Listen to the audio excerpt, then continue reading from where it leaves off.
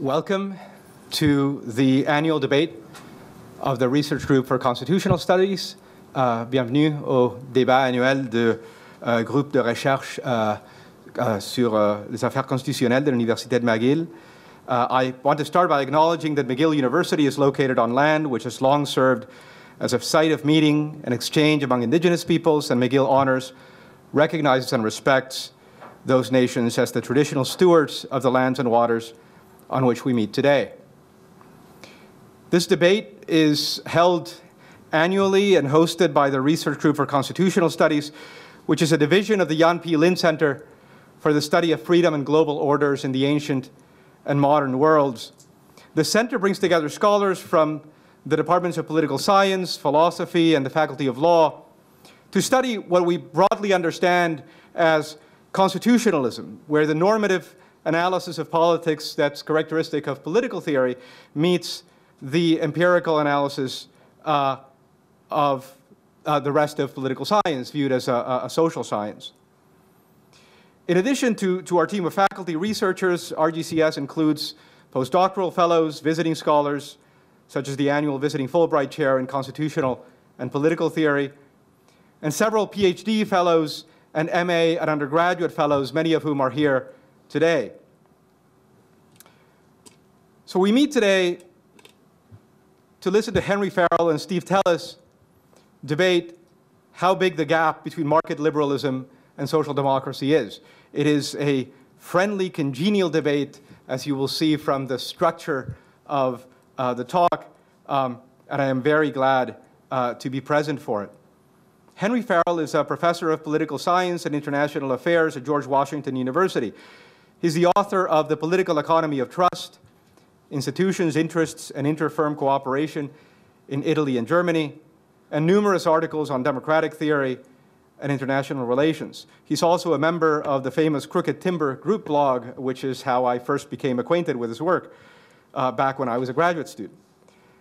Steve Teles is professor of political science at Johns Hopkins University and fellow of the New America Foundation. He's the author, most recently, of The Rise of Conservative Legal Movement, the Conservative Legal Movement, The Battle for Control of the Law, and before that, of Whose Welfare, AFDC, and Elite Politics, and co-editor of several books. The structure of the debate, which has been agreed upon by the speakers, is that each will have 15 minutes to present their position. After that, they will take 5 minutes each to explain what is valuable in the position of the other, and then 5 minutes of critique. After that, we will open up for questions, and as we traditionally have always done, the first question will be from one of the fellows of the Research Group for Constitutional Studies. Some of you have been in this room before. Some of you know how the technology works. In order to speak and to ask your question and have it be heard and recorded, we will ask you to press the button in front of your microphone. And when you are done asking your question, we will ask you to press it again to turn it off so that there's no feedback when the other members of the audience are asking their questions or the panelists are replying to them. So without further ado, Henry Farrell and Steve Teles.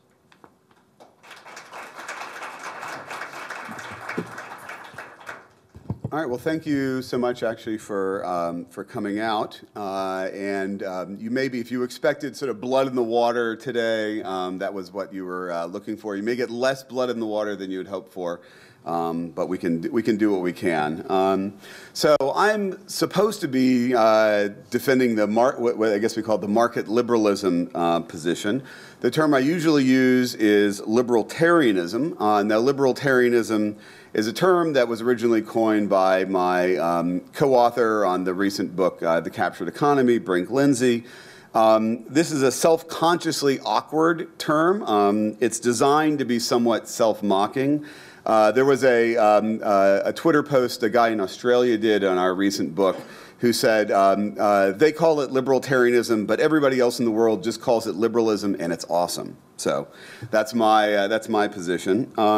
Most of us, again, who use the term libertarianism would be more comfortable just saying liberal and leaving it that. At least in the US, however, the term liberal can be easily mixed up with progressive or social democratic. And while we have some things in common with these traditions, the distinctions, I think, are the most interesting. So why aren't we libertarians? We libertarians. We recognize, I think, first, that markets are creatures of regulation, law, and custom, not just a function of spontaneous order, although they may permit forms of spontaneous order. Markets are products of design, that is. In particular, competition is itself a product of active intervention. It's not a naturally occurring phenomenon, and it requires a powerful bias in favor of its maintenance. The question, therefore, is not what a neutral set of rules would look like, but which set of market structuring rules produce the most optimal social outcomes. We're much more open than libertarians to the importance of intergenerational transmission of subordinate status, in particular status created by illiberal acts. Because that process cannot be traced, it creates a strong presumption for redistribution and open opportunity. We're much more open in general to redistribution, both because we think redistribution is itself part of the set of market structuring rules, and because you may get more market dynamism that we want with redistribution than without. That's an argument that most libertarians don't accept, but we think empirically is simply a fact. We also, finally, we are Democrats unapologetically. We reject the anti-democratic mood that often pops up among libertarians, but we recognize that just as all markets are institutionally constructed, so is democracy. More on that in a second. So a first principle of libertarianism is institutionalism. A critical part of libertarianism is that we seek to square an ambitious state with the rule of law. We seek to direct state action into forms that are transparent, comprehensible, and rule-like. The reason for that is we're more sensitive, I think, than some of those on the left to the dangers of state action. That's what we inherit from pure libertarianism. While our vision of social justice has some affinities with Rawlsians to our left, we think that in some important ways the state is an imperfect tool for the vindication of social justice. The challenge, therefore, for libertarianism is how to achieve growth in social justice with government tools that are inherently but variably fitted to the task. The most important of these, and the one that Brink, Lindsay, and I explore in our recent book, is the problem of rent-seeking. We're more open than those on the left to constraints on state action, constitutional constraints on state action, because we're more sensitive to how the state can be used by the powerful to lock in their status. And in the book, we go through an enormous number of these ways that increasingly, especially over the last 40 years, we've seen a growth of what we call upward redistribution by using the state essentially to lock in the market position of incumbents. Constraint, in other words, we argue, can be powerfully democratic if it helps protect democracy from its own pathologies, in particular, sensitivity to concentrated interests. But unlike libertarians, we seek a democratic remedy for the weakness of democracy, deliberative mechanisms rather than blanket bans on state action. In addition, libertarians are, I think, more sensitive to the importance of what Schumpeter called creative destruction. Unlike some of our friends on the left, libertarians are unapologetic friends of creative destruction. Bringing to market new technologies or creating new ways of organizing market activity is for us the essential motor of economic growth, and with economic growth, broad-based social welfare. That's why we have such a strong preference for market entry in opposition to rules that prevent it. That's why we're more skeptical of corporatism than social democrats traditionally are. We don't think that new innovations like Uber should be unregulated. What we're opposed to is forcing tomorrow's business models into the regulatory straitjacket of yesterday's businesses. Creative destruction is also geographic. It involves moving around the factors of production, including people, and having a strong preference against propping up existing firms or clusters of production. The U.S. in particular is not very good at economic coordination. I take Henry as actually one of the foremost students of the actual process of effective economic coordination, but that process, especially the kind of thing we associate with German corporatism, is not what at least the United States is very good at. So what we need to be good at, we argue, is essentially dynamism, right? Being able to move existing firms, people, capital to new uses in a way that's as quick as possible. But for us, creative destruction is not just a matter of letting things rip. This is what we think libertarians get wrong. Libertarians like a robust welfare state precisely because it can enhance creative destruction and forestall efforts to control risk by hamstringing growth. Creative destruction, we argue, in other words, is a collective enterprise. Finally, for us, a critical principle of libertarianism is moderation. This is a thing that's not often, I think, adequately understood.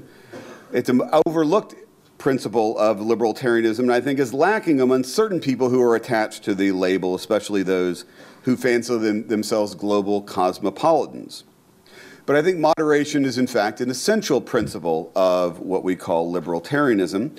I'm inspired here in particular by Oakeshott's analysis of this in The Politics of Faith and The Politics of Skepticism, where he says the essential principle of a modern state is to maintain the tension between what he calls faith, which we can think of as a principles of ideals, and skepticism, in particular, the recognition of the pervasiveness of unintended consequences. Moderation is also for us inherent to a belief in the plurality of the good and the attempt to hold multiple principles of good governance in one's head at the same time.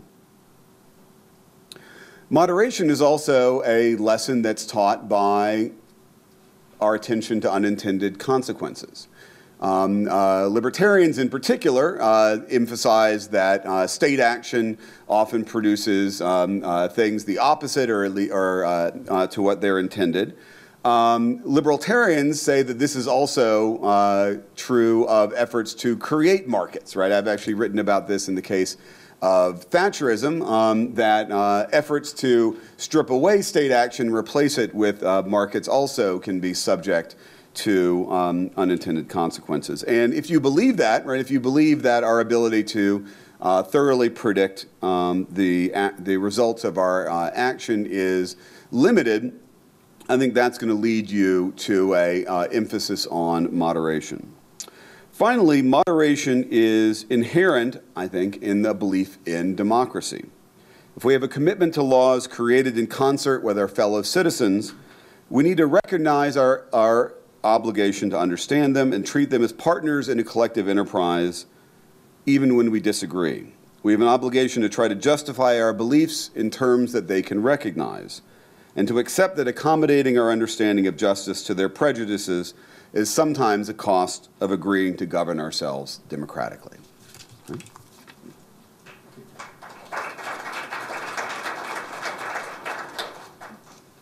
Okay. Well, as Steve said, there isn't going to be as much blood in the water as you might like. We both know each other reasonably well. We both, despite our different politics on some things, I think have pretty similar styles of analysis in how we think about a lot of the big questions. But nonetheless, I think that there are some important differences between social democracy and various forms of market liberalism, including the form of libertarianism that Steve has just been describing. And we were asked, I think, for the theme of this to consider whether or not market liberalism and social democracy were moving further apart from each other or not. And I think the answer to that is that they are certainly further apart than they were 5 or 10 or 15 years ago. They're actually a lot closer than they were 50 or 100 years ago. And I think that the differences between them at the moment are actually pretty interesting and useful differences, which is to say that they are arguing in the same kind of framework more than they ever did before, so that even if they disagree on specifics, they at least agree on enough of the basic conceptual groundwork that they're able to have useful fights. This is good in some ways because social democracy is also going through, I think, a pretty tough patch at the moment. So if you look at social democracy, it has changed a lot over the last 150 years.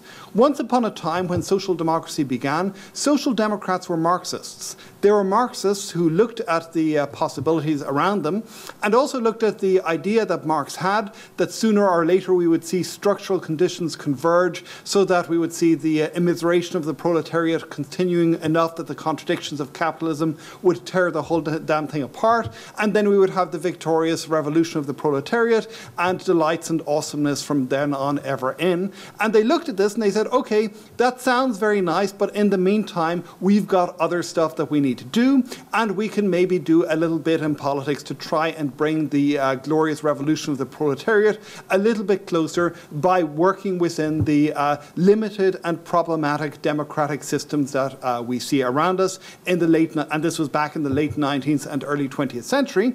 And as you all know, we did not see the collapse of capitalism, and sooner or later social democrats had to get used to the system that they were working in, and they had to water down a lot of those revolutionary principles.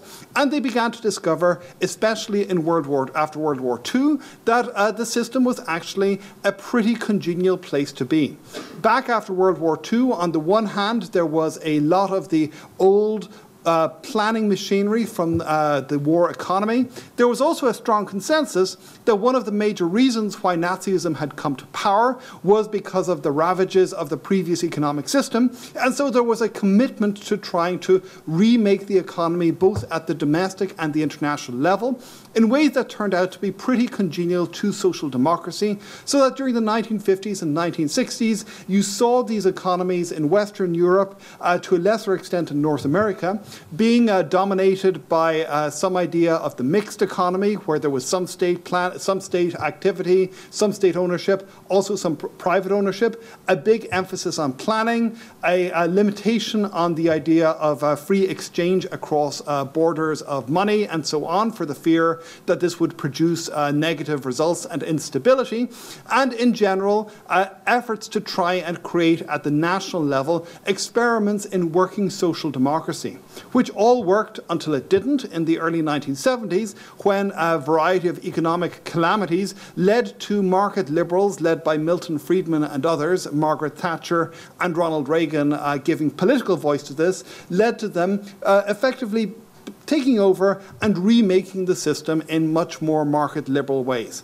So this then led to the most recent crisis of social democracy, which is that on the one hand we saw a variety of social democrats deciding more or less to steal as much as they could of market liberalism's ideas and to create what became known as the Third Way. Politicians like Tony Blair in the United Kingdom, Gerhard Schroeder in Germany, who might under other slightly different circumstances have been left-leaning market liberals rather than right-leaning social democrats, started to try and remake social democracy in market liberalism's image. And this enjoyed, again, some significant success for a period of 10 or 15 or 20 years, but then post-2008, post the financial calamity, has led to, I think, social democracy finding itself in a very, very difficult bind. Because on the one hand, it is effectively bought into the system to such an extent that it is very, very hard to distinguish, or became very hard to distinguish from certain varieties of market liberalism at the edges. The two blurred into each other. And on the other hand, this also meant that many of the appeals that it might have made to people who were unhappy, for example, with the impact of globalization, fell on deaf ears or were disregarded or were regarded as being dishonest because social democrats had been very much part of the consensus on globalization, the consensus on the delights of the market, which had led to the apparent calamity. And hence we have seen right-wing populists of various more or less unpleasant characters taking on much of that set of political appeals. So this leaves social democracy in, I think, an awkward place where it has to start to redefine itself, and redefine itself in different circumstances. In circumstances in Western Europe, where many of the old strongholds of social democracy, countries such as France, such as Italy, to a greater or lesser extent Germany, see the social democratic parties, the vast and great social democratic parties of the past, having withered into mere vestiges of what they used to be. And on the other hand, we see to some extent in North America and in the United States a very moderate revival of social democracy, at least as a set of ideals to be considered. And we see this to some degree remaking debate within the American Democratic Party to a far greater extent than we have seen in the past. But in all of this argument, we see a lot of argument, we see a lot of disagreement, we see a lot of jostling for position, and it's not quite clear what actually social democracy ought to orient itself towards as a new set of goals, given that none of its previous historic roles seem to be particularly fitting for the current moment that we're in. Now, I wish I could say that I was coming down from the mountaintop, bearing on tablets of stone the lessons that you needed to know in order to create an enormous social democratic revival, and I don't have that. All I have are some standard political science stroke political theory forms of hand-waving in the general direction of things that we ought to focus on if we are social democrats, and this then leads into the debates and the possible disagreements with market liberalism. And here, more or less, I think one very obvious place to start is to consider what social democracy means as a term. And if you look at the two components of that term, social and democracy, I think on the one hand, the social points very clearly to social democracy's continued need to engage with society, which is an important difference from market liberalism and also from some of the more authoritarian forms of populism that you see, that there is a strong element on a certain notion of society as being a free society, but nonetheless not only not simply a kind of a concatenation of individuals, but instead society as being something that is not only a product of the various individual forces within it, but that provides context and that provides meaning for those individuals as well. And when they find that meaning, when they find that context stripped away from them, they find themselves in trouble. And secondly, obviously, social democracy is about democracy. And here it shares very strongly with Steve's libertarianism. It shares a very strong commitment to democracy. And as Steve has said, that commitment isn't necessarily quite as obvious as you might expect it to be in today's world. On the one hand, we see a variety of people calling for increased reliance on expertise, on the influence of elites, and so on, in a world where it seems to them that democracy has gone awry. And on the other hand, we see traditional libertarians continuing to be extremely skeptical about democracy because they believe that markets provide greater scope for individual freedom and individual choice. So here, social democracy, I think, bets upon democracy, which is really it's a collective form of decision-making in which the collectivity comes together through institutional rules, as Stephen describes, and seeks to reach collectively binding decisions on how to solve a variety of social problems. So, if we try to move from that, that obviously doesn't provide very much in the way of specific policy recommendations, but I think it does offer a useful set of lenses on some of the problems that we face today. And it also provides us some sense of what it is that social democracy specifically has to offer as opposed to other ways of thinking about the world.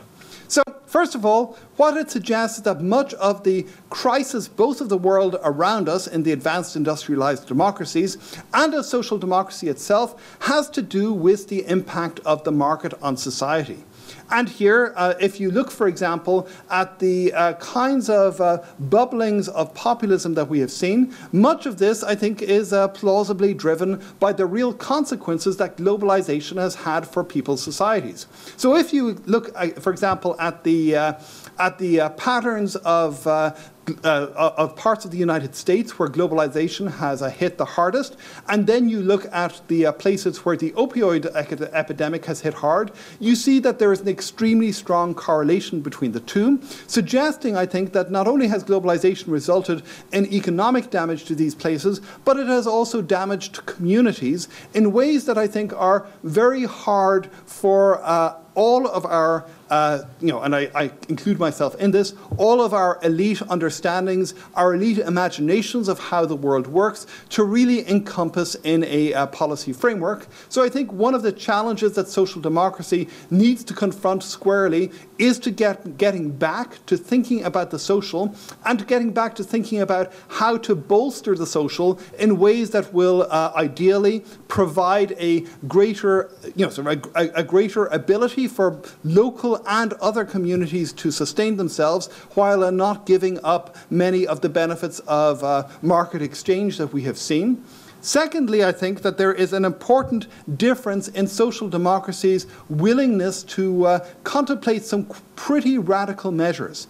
And here, if you think about the world and the kinds of policy measures you might like to take in order to further social democracy, many of these are the kinds of things that people like Steve and I are going to agree on pretty easily. Markets do have a variety of quite extraordinary benefits when they're competitive, and by and large, making them more competitive under many circumstances is going to be better than making them worse. And very often, and this is something that again Steve's work has really touched upon at great length. I recommend in particular his piece on kludgeocracy, which I think is a really very, very nice and provocative piece, that when you have state intervention, you probably want that state intervention to be as big and as simple as possible, rather than trying to micromanage things, because it's in micromanagement that you get messiness, inefficiency, and also a lot of curtailment of individuals' ability to get things done in ways that aren't so when you instead just, for example, give people whatever money or resources they need in order to sort out their lives and expect them to do it for themselves.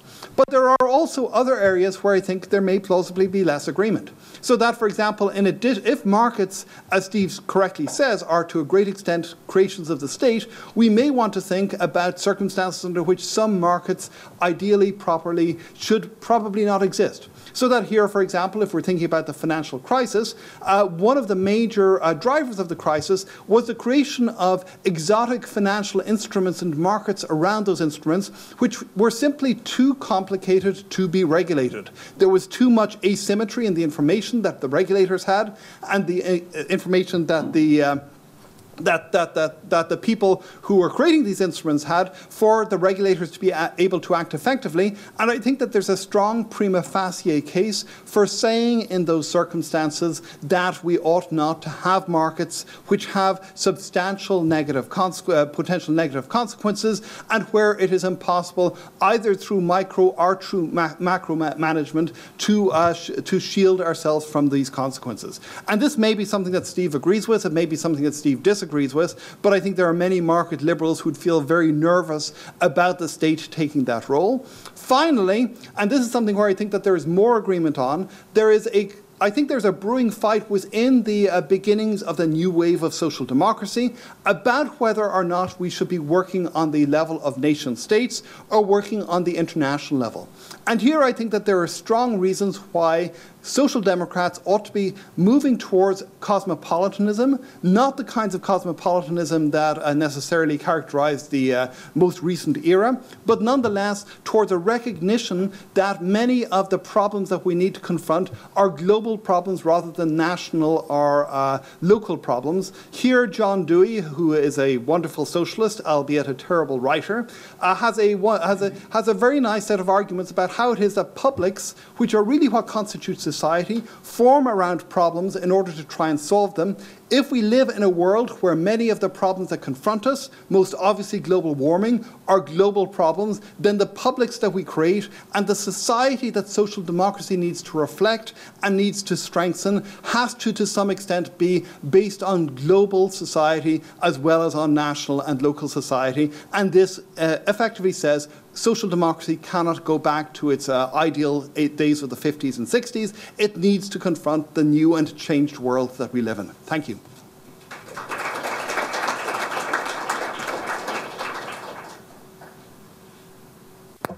All right, so the next stage we agreed, again, against the usual instinct of these things where each of us presents a caricature of our own position and then argues that is to each of us give the devil his due. And one way to do this, Henry mentioned the third way, which is something that almost nobody anymore says with a straight face. They always say that referring to something that everyone knows is slightly ridiculous. But I was once enthusiastic about the third way back in my younger days. And I think in many ways, social democrats had some very important criticisms right from the beginning. The third way, both in the United States and in Britain. And I'll try and go through those fairly rapidly because I think they provide an interesting way to think about where liberals are going, right? Just as Henry has said that there's a lot of discussion and debate inside of social democracy about what social democracy means. I think that there's a similar debate among what I call liberals or libertarians. So one of the basic principles of the third way was this idea that government should do steering rather than rowing, right? It should try to not own things, not control things, but it should try and use a light regulatory hand to sort of push the market in the direction of more optimal social outcomes. And I think what that underestimated is, first of all, and I think you still see this to some degree in the sort of ideas of liberal paternalism, of nudging, is in a way is simply another version of steering rather than rowing. And it has two problems that social democrats, I think, have identified. One, Henry mentioned this essay I wrote called Kludgeocracy. One problem is all of that, if instead of having the state in a big version, in a place everybody knows, in a big concrete building that kind of looks like this, right, that everyone says, oh, that's where the state is. If the state's everywhere, then it becomes very difficult to actually control. Right? And one of the arguments is it's better, both on democratic and in some sense liberal principles, to have the state either go big or go home, right? Either to do things in a large, comprehensive way so it can be held responsible, or essentially to deal with whatever problems or, in some cases, pathology that's associated with allowing it to be done by spontaneous order. The second thing is steering rather than rowing is a prescription for corruption, right? It's a prescription for those people who are being steered to essentially use that power to enhance their own influence. And so you can think about this, that a lot of this was various forms of privatization that were attempted to use private markets to serve social goals. But that's a easy way to essentially create not privatized government, but socialized markets. I think in general, people who are advocates of the third way had an insufficient recognition of the problems of finance. The fact that we're generally enthusiasts for the market, we were too easy to think about financial markets as like the rest of the markets that we like. But finance has some very specific problems, has a very specific problems of being able to actually operate without having excessive disorder, and that I think that's one thing. So that social democrats realize that finance is a very special kind of market and a market with very special risks for democracy. Social democrats also. Okay, here we go. Social democrats also, I think, recognized in a way that liberals didn't the inadequacy of equal opportunity, especially where you have reproduced social inequality that, again, as I talked about in the talk, has as its root an illiberal source, right? An active illiberalism, whether it's slavery or the treatment of First Nations.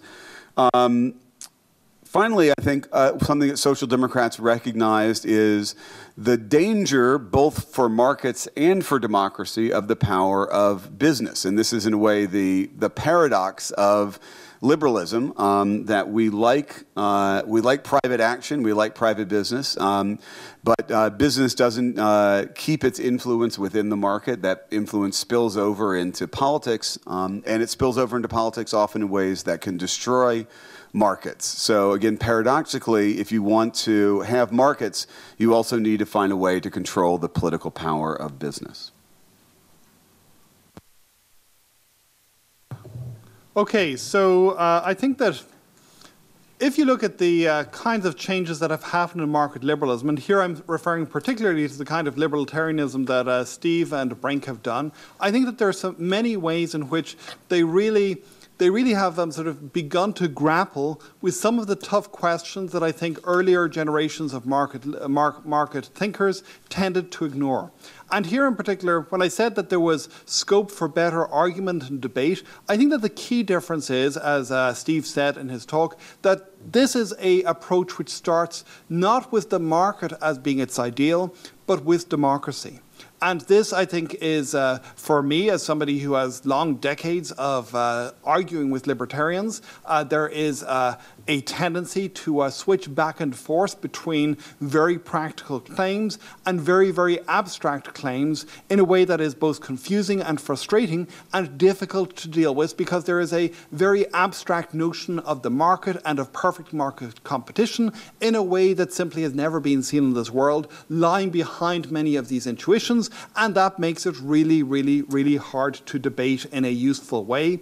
And so here I think the fact that people on both sides of this admittedly rather narrow divide are starting from the same set of principles really helps to make argument work well. Secondly, I think that the recognition, and here Steve talked about it in general, but also more specifically when I think about the kinds of things that Jacob, who isn't with us today, Jacob Levy, has worked on, when I think about some of the work of Will Wilkinson, there is a real acceptance, which again is something that market thinkers have been somewhat loath to do, that group identity not only is a powerful force, but is also a force that may be valuable and normatively attractive in some important ways. This applies to this provides, I think, a richer understanding of culture and the role that different identities play in culture and different identity groups play in culture, which I think is very valuable. And it also plays, I think, in some interesting ways into direct recognition of the fact that marketplaces, actual real marketplaces, are not so much so they are places of exchange, obviously, but they're also places where power relations happen and where inequality happens and different actors have different degrees of power. And here, for example, libertarians have been very, very loath to recognize that there is any positive possible role for unions. This is something that I think libertarians, albeit sometimes somewhat grudgingly, have begun to say, okay, actually in a real democracy, unions have an important role to play because they do represent certain interests that are liable otherwise to get squashed. So a recognition on the one hand that there are certainly going to be some inefficiencies and some problems associated with unions, but on the other hand that if you want to have a successfully running democracy, you need to have some sort of representation for workers and some means for them to collectively organize and collectively bargain so as to ensure that their interests are at the table as well as everybody else's. So I think this provides a much more pragmatic and pragmatist account of how politics works, a commitment to democracy, and something which I think really, really can spur some useful both common alliances where there are shared interests and also good argument where there is not.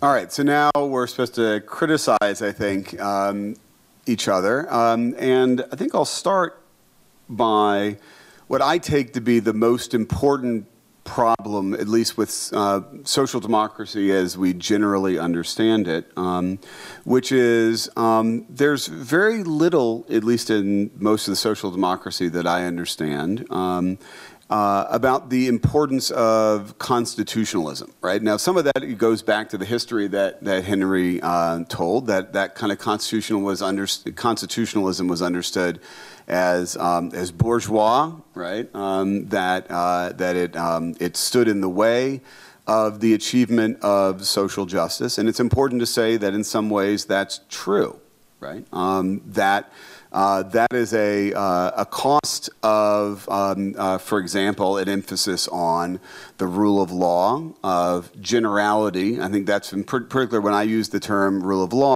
what I mean is a principle of generality, right? That, and so an example I'll give, because I have a hard time staying just at the level of abstraction. Neither Henry or I are political theorists, so we're uncomfortable staying at the level of abstraction too long. So in New York, there's a discussion about whether or not, how to regulate Uber and whether there ought to be special taxes applied to Uber drivers. Because supposedly they create all kinds of what you call it, too much traffic and pollution and everything. So they said, wait, we had to have taxes on just on Uber and Lyft, right? And a liberal or a liberal constitutionalist would emphasize that one of the values of the rule of law is precisely because it has to apply generally, right? It's hard to use as a weapon against your competitors, right? You have to have it apply to yourself just as much, and so that in that sense, taxi drivers would have to pay that just as much as Uber drivers, right? That is a kind of constraint on the use of the state simply as an instrument for the advantages of one interest over another. And I think that's one thing that generally social democrats are less sensitive to, and that libertarians generally have been sensitive to, is the dangers of when the state simply stops being used as a general instrument for social justice and becomes an instrument for the advantage of one interest over another. And I think that gets us to this very complicated question of unions, where I think both Brink and I and a lot of the rest of us are frankly confused as to what our position ought to be on unions. My understanding of this begins with the analysis of unions that Mansur Olson had, who people often think, I think wrongly, as a libertarian thinker, where Olson emphasized that unions generally are good in correspondence to how much of the workforce they take on. So this is, again, perversely, right, unions that represented all workers would not be able to advantage themselves at the cost of other workers, right? Because an economy where there was one union that represented everybody would only be able to get benefits if their workers also paid the cost, right? That's not the kind of unions we have, at least in the United States. We have very sector-specific, firm-specific unions, so there's pervasive opportunity for benefits that those workers themselves don't share in the cost of, right? And so if we're thinking about what would liberal unions look like, oddly enough, I think our position is either it's better to have none or 100%. And once you get into the middle, you have all kinds of opportunities for unions that in fact are tools for rent seeking. Finally, again, I mentioned this, the problems that I think libertarians have in common with libertarians with various forms of corporatization. And Henry mentioned identity, and it is the case that I think one thing that libertarians recognize that previous generations of libertarians didn't was that libertarianism had a very under-socialized conception of human nature, and that's caused us to recognize the importance of identity, civil society. I think that's we have a somewhat different conception, I think, of the social than the social that Henry is mentioning in social democracy. We're closer, I think, to the Burkean conception of civil society than the reification of the nation as the unit of society. But I think we're also worried in particular about the corporatization of identity, right? That is one of the things that we prize about individualism and that we share with libertarianism is the idea that human beings have multiple, often overlapping, sometimes contradicting identities. And the corporatization of identity that comes from when we transfer social resources on the basis of formally identified, state-recognized identities, is those can lock in that process, that flux that we associate with the desirable ways that human beings try to construct identity in a liberal society. And so I think those are the areas where at least I have some concerns about what we generally call social democracy. Okay, so I think if I were to come back and to criticize many of the problems that I see of Marx, well, let me just concentrate on a couple, which is, first of all, the emphasis, as Steve has discussed, on creative destruction as being one of the major forces. And here, I think that creative destruction can be extraordinarily valuable. But this is a term which comes from Joseph Schumpeter, and Schumpeter also makes, I think, the very good and useful point, which is that very often innovation doesn't simply come from creative destruction, it also comes from inefficiencies within the system, so that Schumpeter, weirdly enough, is a defender of some of the aspects of monopoly capitalism, arguing that it's in the corners of monopoly capitalism. It's in places like, say, for example, when the US telephone system was a monopoly run by Bell, and you had Bell Labs, which basically just had money to do all of this crazy, weird stuff. They invented information theory thanks to Claude Shannon. They came up with a lot of interesting and brilliant innovations, which were, in a sense, a result not of market competition or the frenzy that it produces of change and dynamism, but of the fact that there were profoundly undynamic corners in one sense, in that they were not affected by the marketplace, but that were places where people could simply have enough quiet, have enough space, and have enough resources to get things done. And this also conducts into the question of whether or not the United States is quite as gung-ho in favor of this free, sort of this freewheeling of sort of locate resources where they are, form of market capitalism, and whether this is the major advantage of the US. I think that there's a strong argument to be made that there is, but there are also huge sectors of the economy where that simply isn't the case, including the US military and military funding, and hard though it may be for me as a leftist to admit it, there are some extraordinarily valuable things that have come out from this, including perhaps the most valuable thing that the United States has come up with in the last several decades, which is the internet, which is, as I think most people understand, is the product of the fact that people in the Department of Defense had enough research money lying around that via ARPA or DARPA, they were able to provide this to people who just wanted to figure out how to allocate resources in a certain kind of way, and this crazy network, which probably would never have gotten established had it been established by private industry, because the private sector would have been very much looking to try and make sure that this was locked down to specific users, that it was monetizable to the maximum. All of these things would never have happened if there had not been this corner of the US economy, the most notorious corner for overspending and $50,000 toilet seats and whatever else the Pentagon comes up with. Nonetheless, some of this wastage turns out to be useful. So this, I think, tells us that market competition is not the only source of innovation, and it also tells us that the story of the US economy is more complicated than I think Steve's depiction shows it as being. The other question that I would have for Steve is, where are the armies of libertarianism? So if you look at social democracy, as I say, is in trouble, and it has many flaws, but it has a theory of popular appeal. It has a theory of how it is that it can get to be elected and can get to implement its policies. And this is a long argument about about collecting together class interests, about building up a cohesive identity around that. All of these things that social democrats have been trying to do for the last 120, 130 years.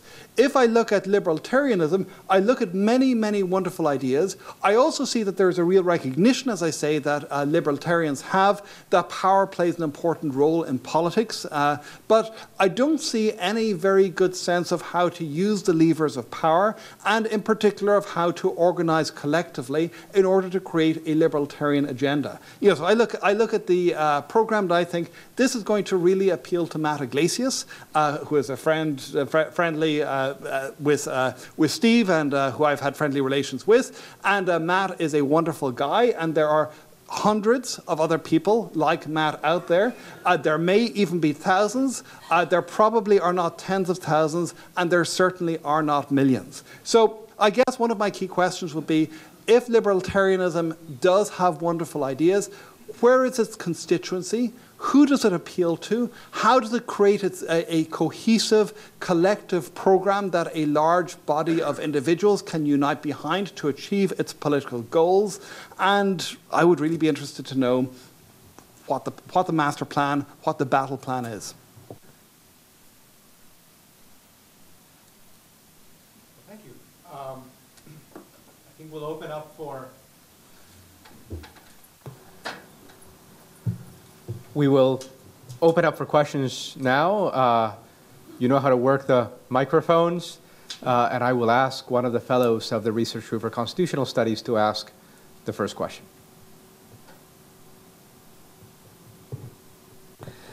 Hey there, Alec Chrisman, first year PhD in political theory, and I'm going to have a more political theory oriented question for Professor Teles, so sorry about dragging you out of the realm of empirics for a second. I am libertarian curious. I am... See, he's my constituency. Yeah, there you go. One more to the hundreds. But I'm concerned about one aspect of it, which is that there does seem to be, in a sense, coming from a libertarian background originally in my case, a kind of ideological drift that can occur further and further away from sort of a core of libertarianism towards, you know, less market-friendly ideas, things like that. It reminds me of I saw an exchange between two professors, one of whom was a Marxist and one of whom was a libertarian. The Marxist professor was praising one of Will Wilkinson's tweets, discussing a possible understanding of a left-wing argument against free speech. And the libertarian professor was kind of concerned by this. He said, you know, if my colleague, my Marxist colleague, is starting to view us as one of the good ones, perhaps we're moving too far away from a kind of core that we originally began with. So my question for you is, are you concerned with ideological drift of that sort? And if you're not, is that because you're not concerned with the area of ideology so much, you want to pursue empirics and follow the facts where they go? Or is that because you believe there are some core differences and a backstop towards going too far in that direction? Yeah, so I was never a libertarian. So again, I'm a fellow actually not at New America, but the Niskanen Center, and a lot of my colleagues at the Niskanen Center are refugees from libertarianism. A lot of them had been at the Cato Institute in Washington, D.C., which is sort of the home for libertarians. I was always a liberal. I always joke that these guys are all, you know, like always angry at these libertarians, right, who are still all back in Cato and they don't understand. And I was like, well, I've always kind of been here. So in that sense, I'm not at all concerned about that there's some kind of heresy involved there. But also, part of I think the argument we're getting at is empirically, if you actually look at measures of market freedom, right, that is, how easy is it to set up a business, right? The quality of your ability to actually go to courts to enforce contracts, right? All the things we associate with the basics of bourgeois free market capitalism, right? They seem to be extremely good in countries with large welfare states, right? That's a paradox from the point of view of orthodox libertarianism, right? And so that's, I think, a reality that increasingly we're arguing to libertarians that all the stuff that you treated as a package, right, of, you know, various forms of regulation and of the welfare state, in fact, can be detached from one another, right? And even regulation, I think we argue, you can detach, right? On the one hand, you think about things like labor, safety, health kind of regulation, right, that apply widely over society, that are arguably responding to real market failures. Those, first of all, have a very different politics, right, but also a very different justification than firm-specific, market-protecting, rent-seeking kind of regulation, right? So whereas libertarians took everything the state did and said, let's all get it down to the size it can shrink it down into a bathtub, if what you really want is a free, dynamic, open society, the package that produces that is the package that includes fairly generous but fairly transparent ways of responding to public goods, a generous, comprehensive welfare state, and a fairly let-it-rip kind of regulatory structure, especially where the ability to, to create and destroy existing firms is concerned, right? That's the thing. That plus the importance of constitutionalism, rule of law, that's really the core of liberalism we ought to hold on to. And that these other things are not so much simply heresies for that, but the package that actually works here on planet Earth is not the sort of Nozikian minimal state. And the other thing, I think this gets to a point that Henry was talking about. You also have to recognize that Nozikian minimal state would be self-liquidating, right? Again, either it would be self-liquidating because you would need authoritarianism to enforce it, right? Because the disorder that would be produced by all this market churning in the absence of a welfare state, in the absence of a strong state to help people adapt to market churning would destroy itself, right? And I think that's the reality. That's the reality of world history over the last 200 years, right? And so in that sense, our argument is that kind of minimal state libertarianism is impossible in the real world, even if it was desirable, which it's not. I'll just quickly agree with that and say that I think the differences between libertarianism and Marxism are less than you might think. Both of them have a notion of how there is a nexus of corruption where the state and private interests intersect. They just disagree about who is corrupting who. And here, for example, Doug Norris, who used to be a Marxist in his early youth and then became a Nobel Prize winner and a major economic thinker of the right. I once had lunch with him, and he described himself as being a Marxist of the right. And his account, I think, of institutions very much bears out what Steve is saying. That if you want to have well-functioning markets, if you want to have these freedoms that certainly Doug wanted to have, you need a very extensive panoply of institutions beneath that. You need a state, you need an effective state, you need a powerful state, and that creates a very different intellectual agenda. Once you begin to look at what actual markets need in order to work, then the minarchist conception that Steve has just been talking about.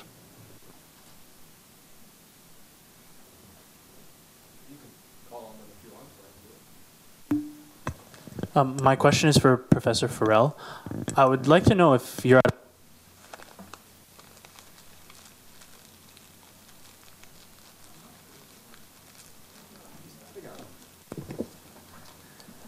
Sorry, yeah, so just don't touch it. Could I just yell out my question? Yeah. Okay. I would like to know if you're at all concerned about the argument that sort of traditional political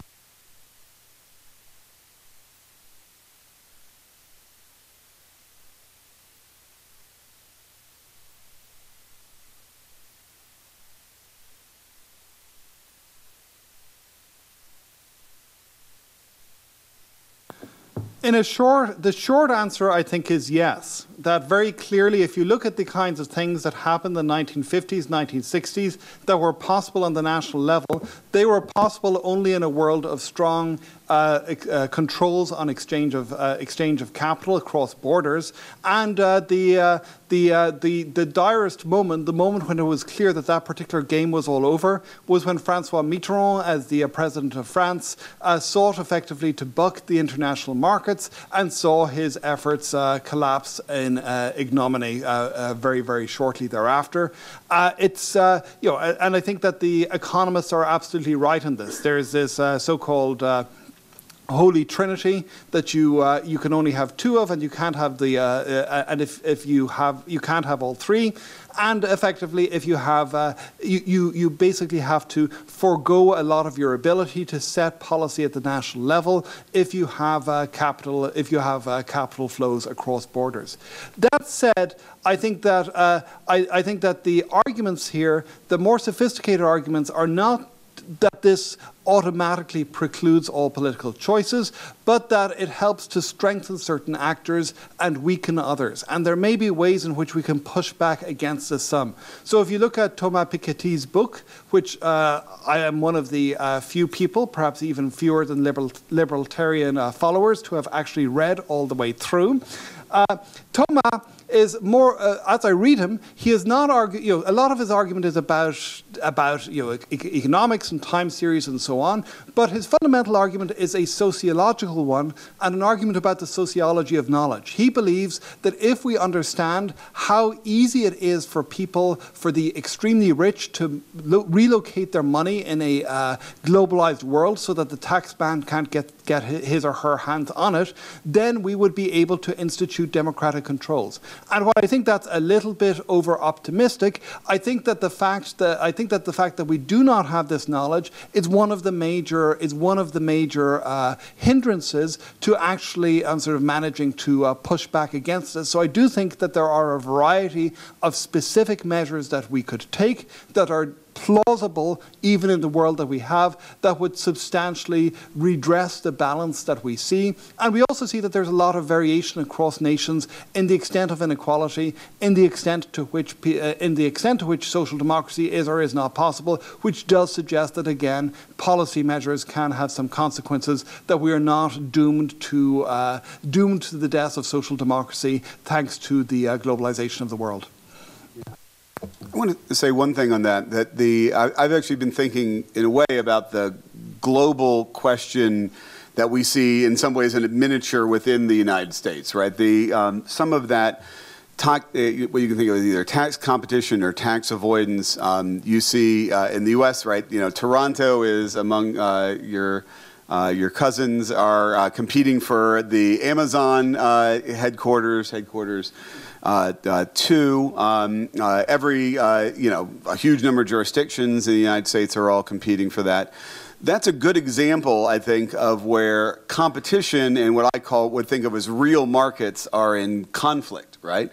Real markets would be advantaged by simply banning that form of competition between jurisdictions, right? That there is, in my view, desirable competition for firms and people, right? That's on, again, general taxes, regulation, public goods, right? That's, I think, a useful constraint on state actors, right? When they can't simply hold people and individuals and firms in their own states, but where firms are able to essentially individually to hold up jurisdictions and tell them that they're not going to locate unless they get a specific deal, right? A deal that in a way, again, is not consistent with the idea of rule of law, right? They're trying to say, well, you have a general tax rule, you have a general set of public goods, but we want a special deal, right?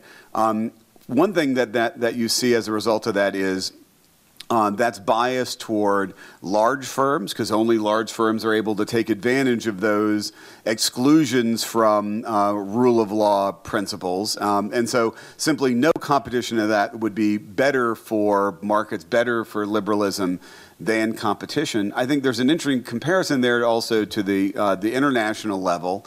The competition between states for the wealth of individual wealthy people is also counterproductive. One thing it also does is it drives up the tax rates for everyone else, right? It doesn't get rid of the demand, often the reasonable demand for public action, but it ends up pushing everybody else's rates up because those who are particularly able to move their income to the Seychelles are able to get leverage over the state in a way that more modest people don't. And that's, I think, where liberalism, right, rule of law, generic principles would be good for people of more modest kind of interests or modest incomes. I just wanted to say that I agree violently with that, and that it underpins, I think, one of the reasons why libertarianism is, I think, interesting, that there is a tendency very often to conflate these two things, to conflate competition and markets, and very often some kinds of competition, markets are supposed to provide us with benefits because competition more or less sort of evens the playing field for everybody. But there are a wide variety of different circumstances in which competition doesn't even the playing field, but instead it allows powerful actors to, powerful economic actors to accentuate the inequalities that are already there. This is an argument that Charles Lindblom made in Politics and Markets, which is a fantastic and I think underread book. But it is an argument that I think really, if you look back 10 or 12 years ago at the kinds of, look back at your standard issue of The Economist, there's a very, very strong tendency to conflate these as both leading in the same direction, as both being beneficial, when one arguably certainly is, that is sort of general market competition, lowering prices and so on, can have general benefits, and there are many forms of competition which really only benefit those who already have what they have.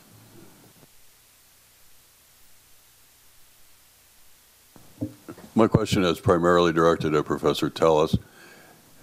If I heard you correctly, Professor, you indicated that when labor unions represent the economy as a whole, there's a result that's better insofar as representation of a segment, whether industry or company specific, produces benefits which union members don't fully pay for or pay for properly, if I heard you correctly. And I'd like to challenge that assertion with respect to at least one labor union in the United States, the iron workers. I was practicing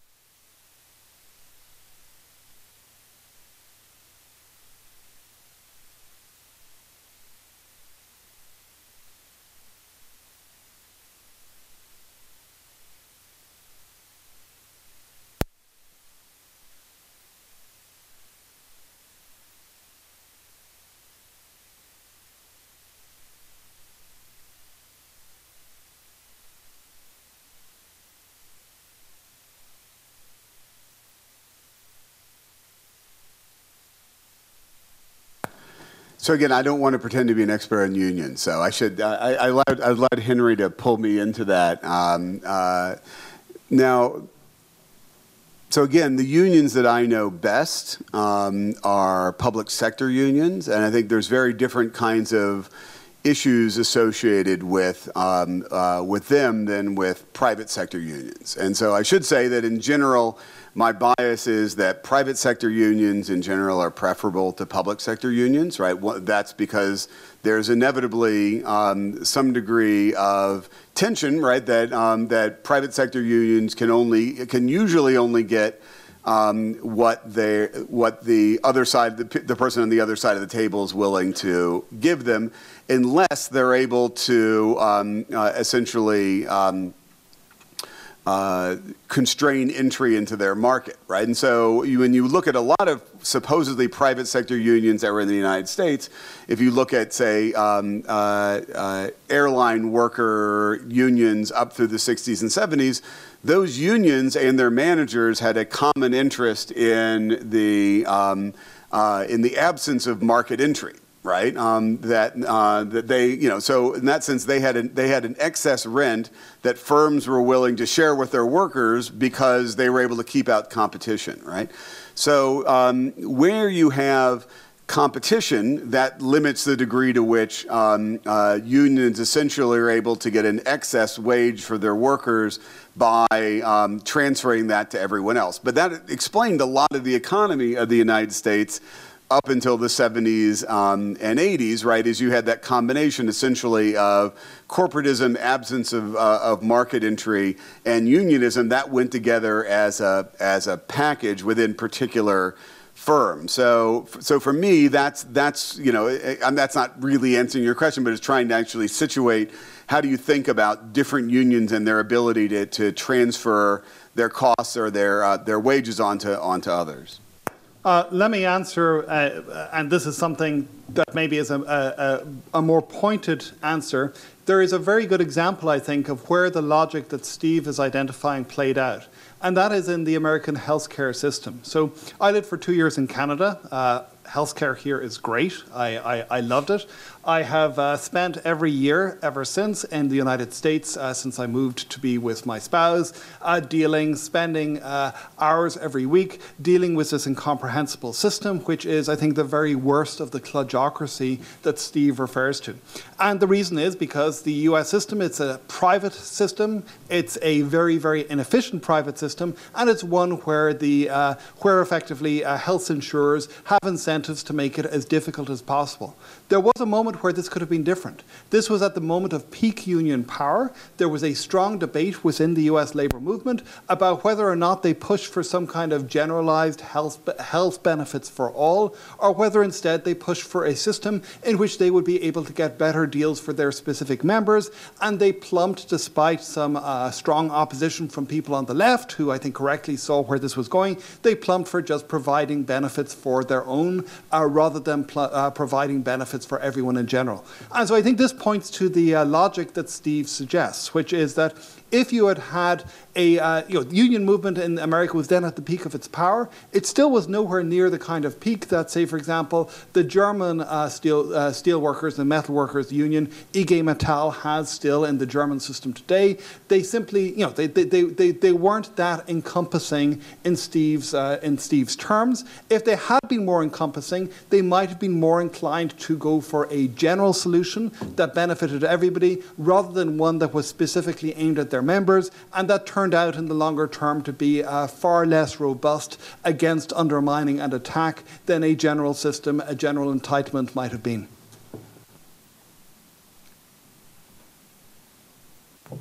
My question is primarily to Professor Teles. First of all, I run Montreal Libertarian Club. Yes, we exist, and we are growing, so constituency is here. Are both of your members here? Yeah. No. You'll be surprised, but our members won't fit this rule. So my question is, you mentioned that minarchist society or minarchist state is undesirable, and could you please elaborate on why? Thank you. So I'm not even sure where to start.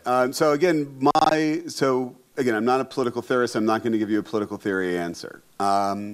The most important point I have on this, right, is it's impossible, right? That is, if you have democracy, right, you're never going to have minarchism, right? It's impossible to have that because the degree of disorder, the degree of disruption that markets are going to produce is going to create demands for response, right?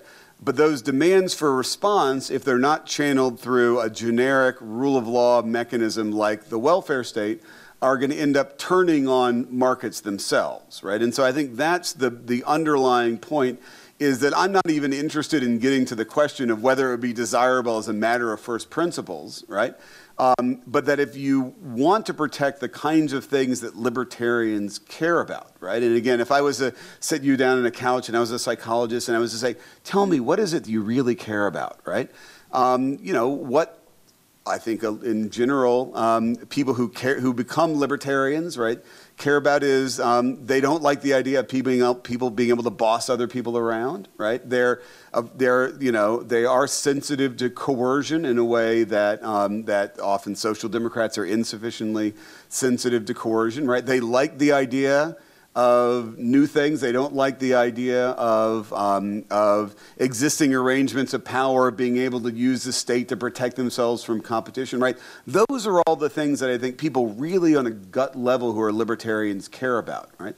The question again is, walking here on planet Earth, what's the package that gets you the most of those in the most stable form that's consistent with democracy, right? And that's the argument is, and it's an empirical point, some version of libertarianism gets you that, right? And efforts to push you below that level, right, almost always have this thermostatic effect, and in fact, of producing populism, right, of producing, in particular, authoritarian populism. And that, I think, is the essential paradox of what you might think of as libertarianism is, in some ways, by trying to get too close to its ideal, it produces its opposite.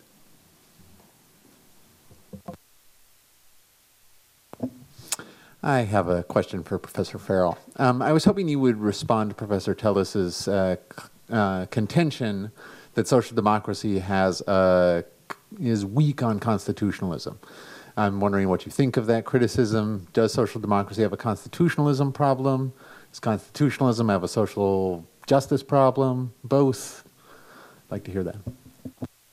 Okay, well, I guess, we kind of, so my take on this is that maybe a little different from Steve's, is that empirically, constitutionalism doesn't result necessarily in the absence of democratic politics or the absence of politics. It just results in a different kind of politics. And here I think people like Alex Stone Sweets and Martin Shapiro's work on government with judges, I think really plays some, provides a counter story here, which is to say, if you've got constitutional protections, constitutional protections are very valuable. And one of the failure modes of democracy obviously is that under some circumstances, majorities can be dangerous things indeed.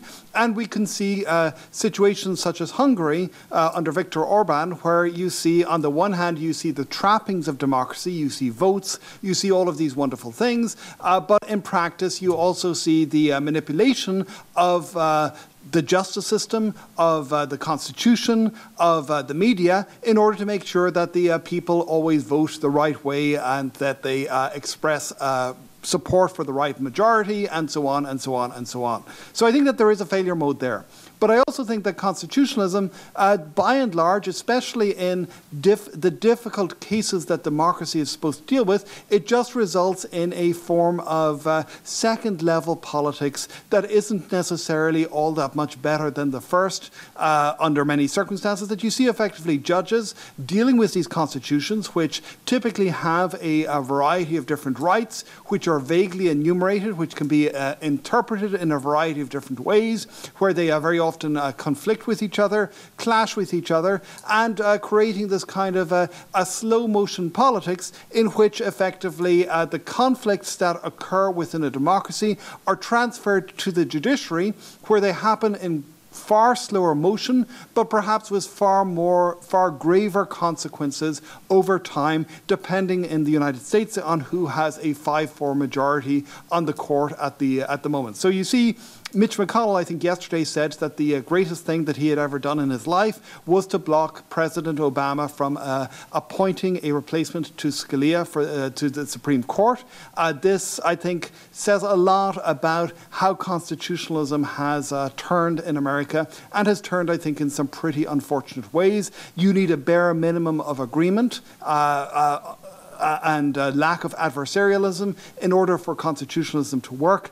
And when you don't have that, I think you can see very, very negative politics happening around constitutional interpretation of the sort that we're having at the moment. But Steve, I presume, will differ. Yeah, so when people use the term constitutionalism, too often they mean rule by judges. And I was very clear, and they mean rights, right?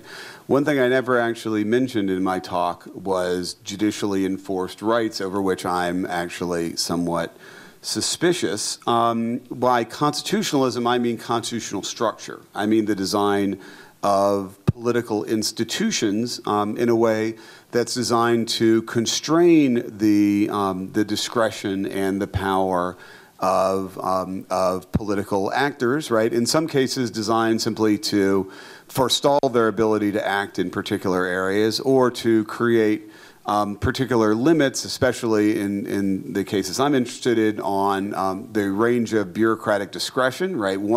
So that just again, to make this less abstract, one of the principles that I take as a principle of constitutionalism in the United States is what used to be called the non-delegation doctrine, right? The idea that legislation, to be legislation, has to be sufficiently specific that it doesn't simply transfer over the legislative power over to a bureaucratic institution, right? Now, that's one of the trends, I think, to some degree, in modern advanced welfare states, right? Is in a way to denude the idea of what constitutes actual legislation. And by doing that, however, it often can lead to the public getting more government, or at least more distorted forms of government, than it would if legislation had to be clear and direct and specific, right? You see this all over I just got finished writing this book about all these annoying forms of regulation, like in the case of occupational licensing. I spent more time trying to understand the regulation of dentists than I would prefer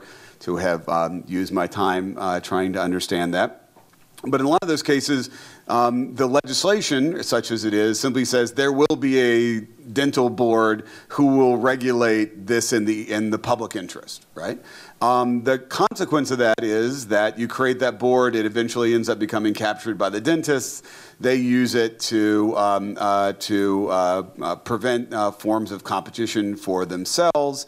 It would be unclear if legislators would be able to do that if they had to vote to say, yes, we would like to have dentists controlling entry to their own profession, right? They don't have to do that, and as a consequence, you get the potential for what I think of as very anti-democratic forms of regulatory action.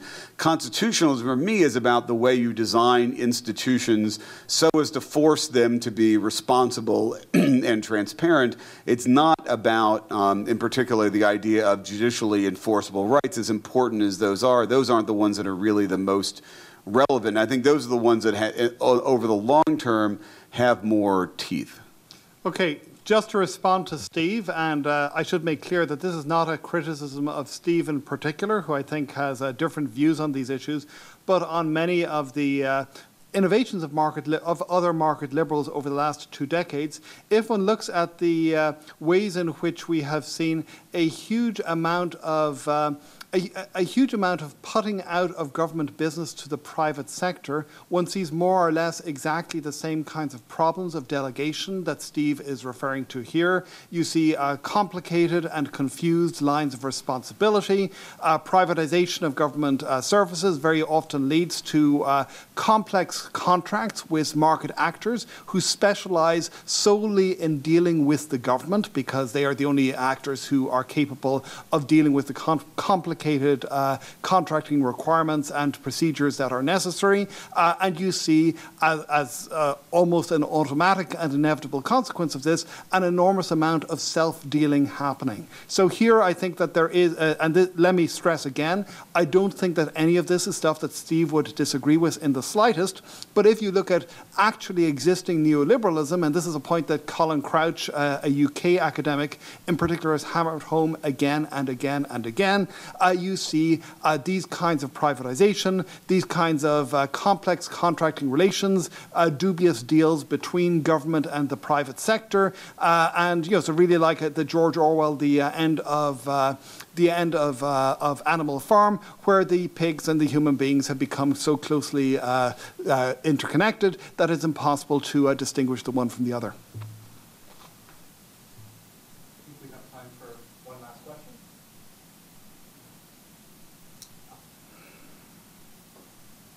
question. Hi, my question is for Professor Teles. I feel like when we look at social democratic movements over time, we can see their shared history and the interactions between different social democratic movements in different countries, and how they have a view for not just what happens inside a nation state, but throughout the world, like what their vision is for the world. The libertarian movement has seemed much more American-centric. It doesn't seem to engage very much with similar movements throughout the world, like let's say the Left Party in the Netherlands, which has similar views on many things. And I don't get much of a picture, aside from free trade, on what libertarians think about how the world should move, and not just nation states. So yes, right. I think one, again, now I'm going to speak for these other people, these libertarians like this guy, that in particular, because there was this association of the idea that the welfare state was the enemy of libertarians, right? It was harder to see that, again, states like Holland, right, In fact, if you actually looked at the everyday life of doing business in Holland, right? The ability of labor to move, the ability to make contracts, to enforce contracts, to have all, to move capital from one thing to another, right? That it was much freer in societies like Holland, right, than in many of the countries that seemed like they were getting closer to minarchism, right? And therefore, you didn't see allies, right? We didn't look at places like Holland and say those are our people, right? And in some of and yes, right, that's something certainly that at Niskanen Center, I think all of us are like, not just because my wife's mother's from Holland, but we all are looking at Holland saying that's closer to the liberal ideal, right, than Mississippi is, right? Again, which is not the story you usually tell in the United States. Now, I'm not going to speak now for anything called libertarianism because it's whoever it is, and Henry's right that and I think he's right that it's not a mass phenomenon, right? But not every idea is, right? Lots of ideas have influence because they penetrate all the other movements in society, right? I think our strategy is what you might think of as a Fabian strategy, right? Where we're going to influence all parties, right? That is, I think there's a more liberal version of in my sense, libertarian kind of Democratic Party, and there would be a more libertarian Republican Party, right? There's not going to be, people aren't going to be going out there saying, oh yeah, we're going to protest for libertarianism, right? We're going to end up, having the Libertarian Party is the one that's going to be like, have a libertarian president. I'm not sure who that would be, right? The only, right, that is mass social movements that turn into parties is not the only form of the way that ideas end up having influence over society. The final point is, so now I'm not speaking for libertarianism. I'm more suspicious of I'm enough of a Burkean or Oakshottian to be, when people start talking about international society, I kind of reach for my gun. I don't know what that's an abstraction that maybe is too abstract for me to get my head around. I've never met somebody who was a member of international society. I have a hard time imagining the public that can constrain a international society, and that's why I think international institutions, when they go beyond a very narrow remit, I think you see this in the EU, that when the EU had a very narrow regulatory remit, it also didn't need as much democratic legitimacy. It had a kind of technical legitimacy. The more it's trying to get larger, and where therefore it needs democratic legitimacy, it's impossible to get it because there's no public underneath it to provide that. So I'm therefore more of a fan of the nation state than lots of my more cosmopolitan friends, because I'm suspicious of the ability of any kind of public to actually constrain forms of governance like that.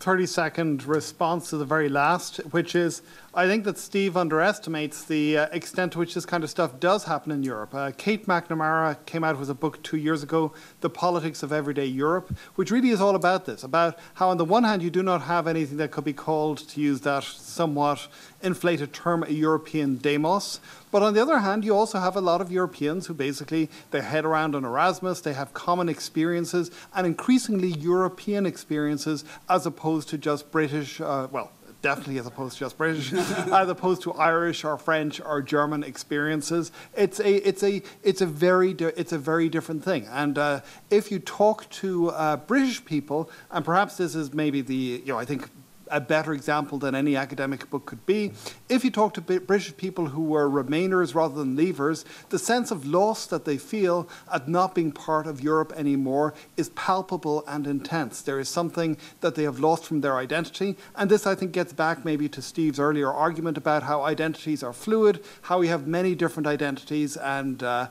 we shouldn't in one sense reify them into these national spaces, but on the other hand, when so there is an important part of their society, of their sense of being, of their sense of purpose, which is genuinely European, and they feel like that is being ripped away from them right now.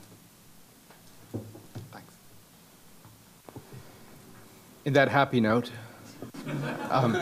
I think that the promise at the beginning of the debate that there would be no blood in the water was was false. There was blood from the crushing agreement that wounded both sides. No, I want you to please join me in thanking our two speakers.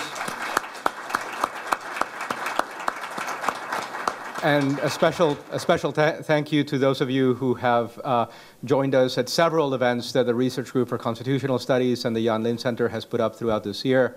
I hope that you return next year and now join us for a reception outside the room. Thank you very much.